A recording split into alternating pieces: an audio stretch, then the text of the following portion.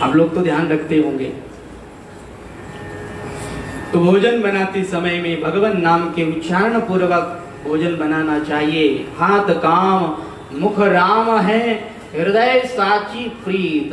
हाथ से काम करते रहें, मुख से प्रभु नाम का स्मरण करते रहें, हृदय में सच्ची प्रीत होनी चाहिए। अगर इस तरह से आप इस संसार का कर्म करते हैं तो आपकी निश्चित रूप से भगवान के श्री चरणों में भक्ति उत्पन्न हो जाएगी, प्रेम उत्पन्न हो जाएगा, इसमें कोई संदेह नहीं है।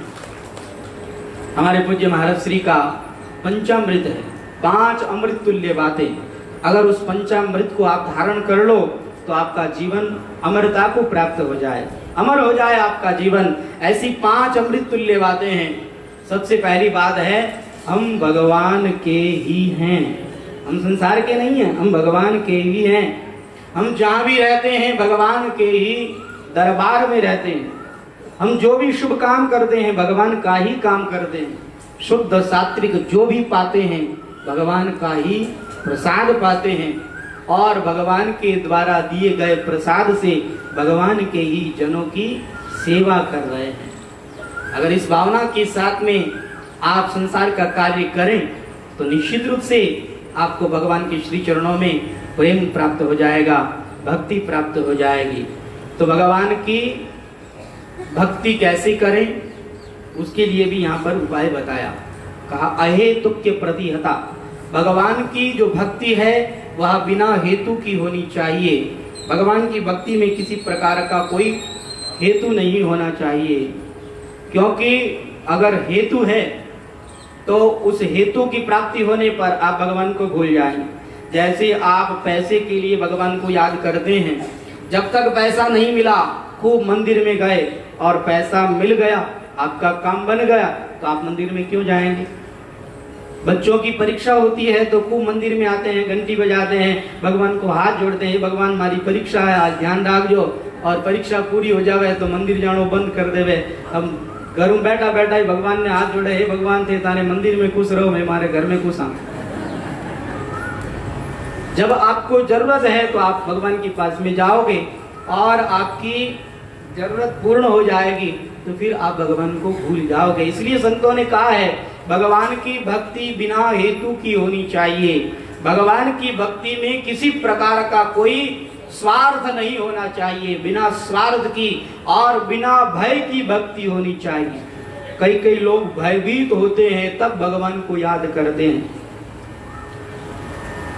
अगर जंगल में जाने का काम पड़ गया और अंधेरा हो गया और अगर शमशान के पास से निकलने का काम पड़े तो ऐसे कांपते हैं, ऐसे पसीना छूटने लगता है कि उस समय में अपने आप हनुमान चालीसा निकलने लगती है। जय जय जय हनुमान गोसाई, कृपा करो गुरुदेव की नाई। हे हनुमान जी महाराज कृपा करो, भूत प्रेत निकट नहीं आवे, महावीर जब नाम सुना। ऐसे हनुमान चालीसा का पाठ करना शुरू कर देते हैं, मानो हनुमान जी के सबसे बड़े भगत यही है।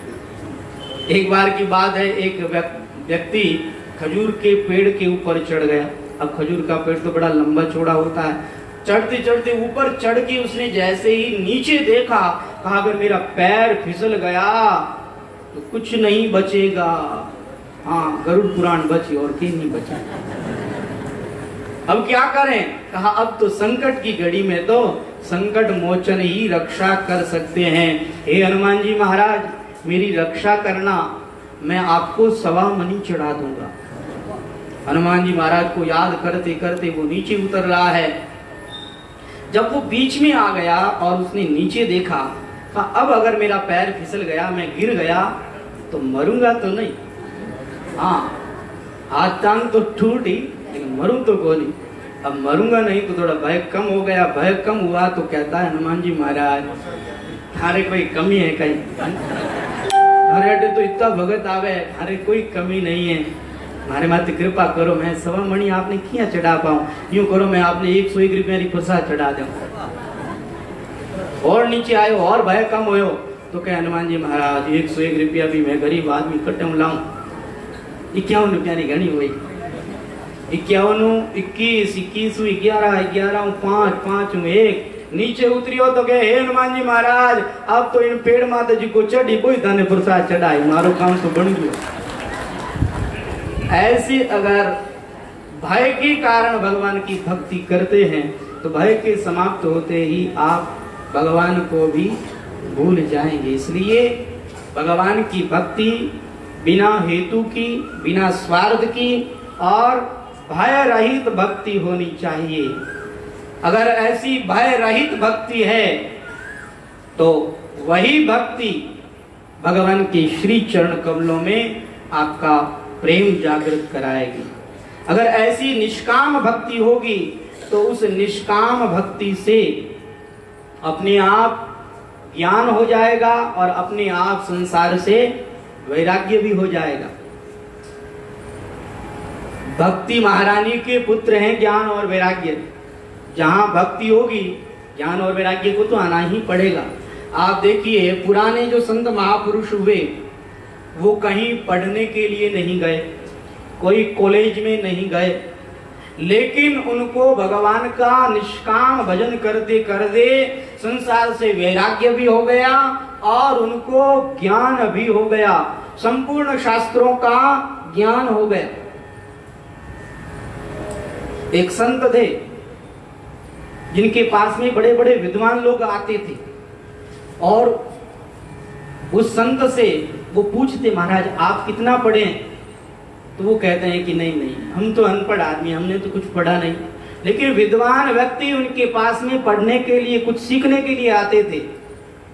वो विद्वान व्यक्ति कहते थे कि महाराज तो उपनिषदों की बातें बोलते हैं, महाराज तो गीता की, रामायण की, भागवत की बातें बोलते हैं, भले ही पढ़े लिखे न हो लेकिन बिल्कुल शास्त्र सम्मत बात बोलते हैं। क्योंकि निष्काम भाव से जो भजन करता है उसके अंदर अपने आप ज्ञान प्रकट हो जाता है, अपने आप संसार से वैराग्य हो जाता है।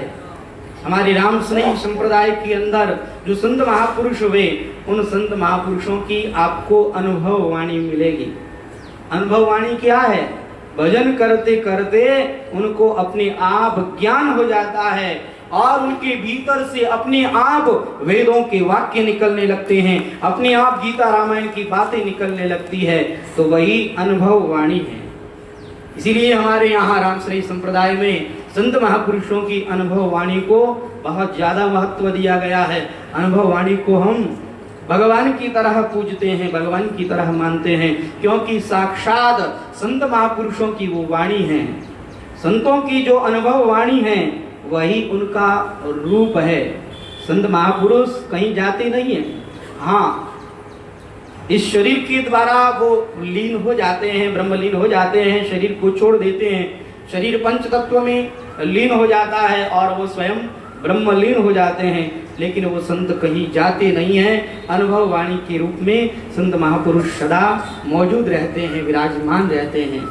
हमारे पूज्य महाराज श्री परम श्रद्धेय स्वामी श्री रामसुखदास जी महाराज इस शरीर को छोड़ करके चले गए, पंच तत्व शरीर को छोड़ा, ब्रह्मलीन हुए, लेकिन वो कहीं नहीं गए हैं।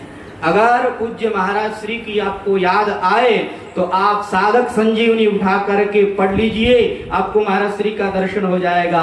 महाराज श्री साधक संजीवनी के अंदर अभी भी मौजूद हैं, क्योंकि संत महापुरुषों की वाणी ही उनका रूप है, संत महापुरुषों का सिद्धांत ही उनका रूप होता है।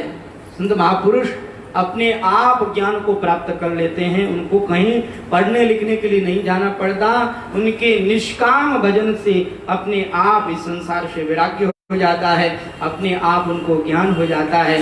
जैसे मीराबाई कहीं पढ़ने के लिए नहीं गई, लेकिन मीराबाई ने भगवान का भजन करके ऐसे ऐसे सुंदर सुंदर पदों की रचना करी है कि आज भी लोग मीराबाई के पद पर पीएचडी करते हैं, उनके पदों का गूढ़ रहस्य वो भी जान नहीं पाते हैं।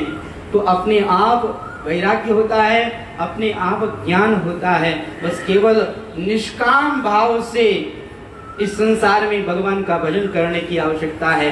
अगर निष्काम भाव से आप प्रत्येक कर्म करते हैं तो अपने आप ज्ञान होगा, अपने आप वैराग्य होगा। बस भगवान से हमें यही प्रार्थना करते रहना चाहिए कि हे भगवान, हम तो आपके सेवक हैं, हम तो आपके दास हैं।